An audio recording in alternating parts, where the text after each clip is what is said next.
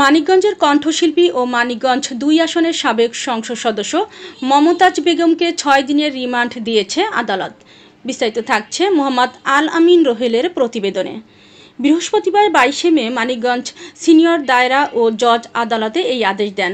এর আগে ঢাকা কাশিমপুর কারাগার থেকে মানিকগঞ্জের আদালতের কোর্ট কারাগারে তোলা হয় সাবেক এই সংসদ সদস্যকে। পরে আদালতে হাজির করা হয়। জানা গেছে ২০২৪ সালের সিংগাইরের গোবিন্দলের ৪ হত্যা মামলার আসামি হিসেবে তাকে মানিকগঞ্জ সিনিয়র দায়রা ও জজ আদালতে তোলা হয় এবং ৬ দিনের রিমান্ড দিয়েছে আদালত। ফ্যাসিস্ট আওয়ামী লীগের দোসর বেগম মমতাজ মানিকগঞ্জ ২ আসনের সাবেক সংসদ সদস্য আজ মানিকগঞ্জ চিফ জুডিশিয়াল ম্যাজিস্ট্রেট আদালতে উপস্থিত করা হয়। মানিকগঞ্জে বৈষম্য বিরোধী ছাত্র আন্দোলনের বিভিন্ন মামলায় তাকে আজ কোর্টে হাজির করা হয়। এ সময় উৎসুক জনতা বিভিন্ন স্লোগানের মাধ্যমে আদালত প্রাঙ্গণ মুখরিত করে তোলে।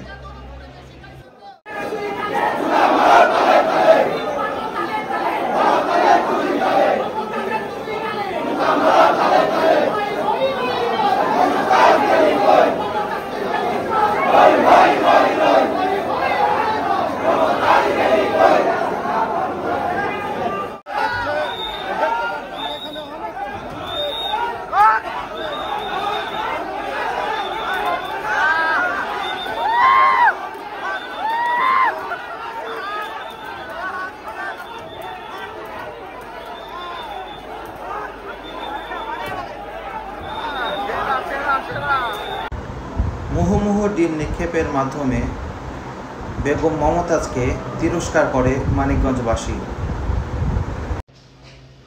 বিএনপি সহ বিভিন্ন অঙ্গ সংগঠনের নেতৃবৃন্দ একত্রিত হয়ে মমতাজকে ডিম নিক্ষেপের মাধ্যমে প্রতিবাদ জানায় এবং সেই সাথে উৎসুক জনতা তাকে বিভিন্নভাবে স্লোগান ধরে তিরস্কার করতে থাকে।